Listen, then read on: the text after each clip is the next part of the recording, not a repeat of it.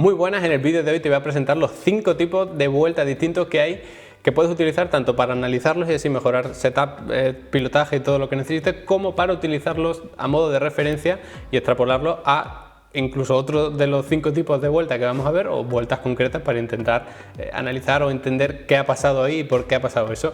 Entonces, por supuesto, el primer tipo de vuelta que tenemos que ver es el de la vuelta rápida. Es tremendamente útil, por supuesto, pero a mí me da la sensación de que se tiende un poco a abusar de este tipo de vueltas, en el sentido de que muchas veces es lo único que se ve. Igual que en el vídeo en el que hablábamos del dashboard básico del pilotaje, que era tan útil, pero al final la gran, enorme mayoría de análisis de telemetría o adquisición de datos que se hacen se ciñen única y exclusivamente a eso, y no es la solución, sino que tienes que mirar mucho más. Pues con la vuelta rápida pasa algo parecido.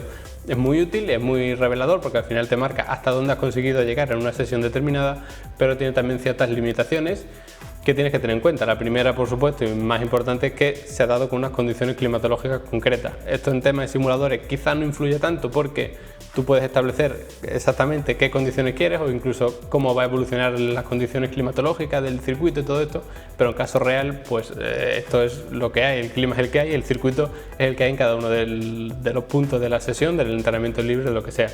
Aún así, en el tema de los simuladores, muy importante tener en cuenta también que el circuito puede ir evolucionando, las condiciones pueden ir evolucionando. Entonces puede que tú inicies 2 sesiones exactamente igual, con las condiciones de pista, de clima exactamente iguales, pero resulta que una vuelta rápida la hiciste prácticamente al final, después de 2 horas rodando en esa sesión, y luego estás intentando conseguirlo en los primeros 15 minutos. Pues ten en cuenta que ha evolucionado las condiciones de pista y no tiene ningún sentido realmente comparar una vuelta al principio de esa sesión con el final de esa sesión, porque las condiciones han cambiado. Entonces, a no ser que te quieras fijar en algo muy concreto, que teniendo en cuenta cómo ha ido evolucionando todo no afecte para nada, pues realmente esto de la vuelta rápida pues tienes que cogerlo un poco con pinza. Además, si lo único que vas a hacer es analizar el dashboard básico del pilotaje, que tienes un vídeo explicando un poco cómo se analiza ese dashboard, pues te vas a limitar muchísimo. Tienes que utilizar otro tipo de técnica, otro tipo de gráficos, de tablas, y además compararlo con otras vueltas distintas para así realmente sacar información de valor e información útil. El segundo tipo de vuelta, que quizá también es bastante conocido, es el de la vuelta ideal, que al final es construir una vuelta ficticia o virtual cogiendo los mejores sectores que se han hecho en cada uno de los puntos. Pero esto también tiene sus ciertas limitaciones. Es muy útil una vez más, pero siempre tienes que tener en cuenta las limitaciones. Y es que, por ejemplo, si un sector termina en la entrada de una curva y tú no frenas para esa curva, pues ese sector anterior a la curva lo vas a hacer muy rápido. Sin embargo, el siguiente pues va a penalizar muchísimo, porque es que te pasaste de frenada totalmente. Entonces tienes que tener un poco en cuenta todo esto, un poco poner en contexto cómo es el circuito, cómo son los sectores, cómo es sobre todo la conexión entre esos sectores, porque puede que en unos circuitos sea muy útil y puede que en otros apenas tenga sentido, o que tengas que eliminar ciertos sectores cuando te sales de pista o cuando digamos que te vas un poco largo.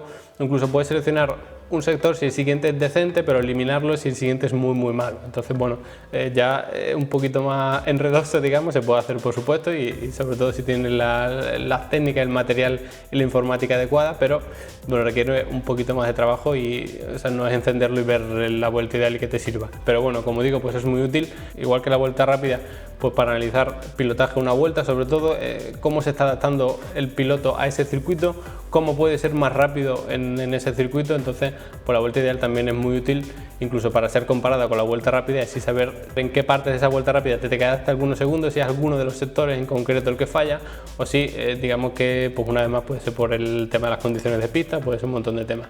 Entonces, como digo, pues por eso es muy importante la vuelta ideal, pero también tiene sus limitaciones y hay que tener cuidado con ella. En tercer lugar tenemos la vuelta media, que es un poco más complicada. Esto se hace ya así que muy poco, porque bueno, requiere ya unas técnicas bastante más profundas, un trabajo de computación también bastante más complicado, pero bueno, al final lo que se hace es seleccionar unas variables concretas.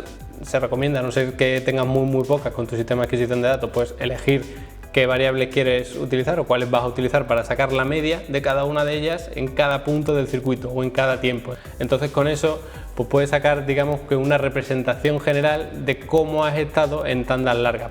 Por supuesto, puedes elegir o en una tanda completa o seleccionar algunas vueltas concretas que tú quieras para saber más o menos dónde suele fallar, y esto, pues a diferencia de la vuelta ideal y la vuelta rápida, pues es mucho más útil para analizar pilotaje a tandas largas. Es decir, si el piloto es muy consistente, si tiende a fallar en algunos puntos concretos mucho, o si cuando varían un poquito los tiempos por vuelta, pues es porque cada vez falla en un sitio o siempre falla en el mismo. Entonces, bueno, esto de la vuelta media, pues yo entiendo que la mayoría de gente no lo utilice porque es un poco complicado de hacer, a no ser que ya pues utilices programas bastante más complicados. Yo con el de Level Up, por supuesto, pues sí que puedo elegir exactamente qué vueltas quiero, si quiero una media de todas las vueltas y demás, pero bueno, solo que tengas en cuenta que una vez más hay que hacer una diferenciación entre lo que sería el pilotaje de una vuelta para saber cómo puede ser más rápido o cómo se puede adaptar mejor el piloto a ese circuito respecto a lo que sería un análisis del pilotaje en tandas largas, que está más enfocado para saber si normalmente falla siempre en el mismo punto, donde suele fallar. El cuarto tipo de vuelta es la vuelta mediana, atendiendo a los tiempos que se han hecho por cada una de las vueltas.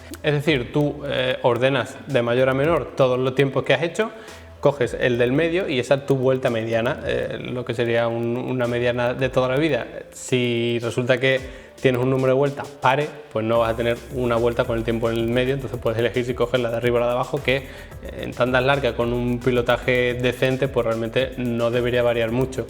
Esta vuelta mediana pues se utiliza sobre todo también para comparar con la vuelta rápida, para hacerte una idea. En vez de utilizar la vuelta media, que requiere un trabajo de computación pues mucho más grande, pues lo que puedes hacer es utilizar esta vuelta mediana, intuyendo que el piloto más o menos siempre pilota más o menos igual, aunque luego hagas un análisis de tanda larga exhaustivo para verificar eso, pero bueno, digamos que consideras que más o menos el piloto es notablemente regular y entonces pillas la vuelta media, la puedes comparar incluso con la vuelta ideal o con la vuelta rápida para saber dónde suele fallar. Si lo que quieres hacer es un análisis en una vuelta para saber cómo conduce ese piloto en concreto en el circuito, o incluso analizarla exhaustivamente ella sin comparación con nada, es intuir cómo se adapta el piloto al circuito cuando ya ha evolucionado la pista, evoluciona un poquito el coche, ya no tiene las ruedas perfectamente, ya hay un poquito de menos carga de combustible. Entonces bueno, pues también es bastante útil, como digo, tanto para analizar pilotaje una vuelta como en tandas largas. Y ya por último, el quinto tipo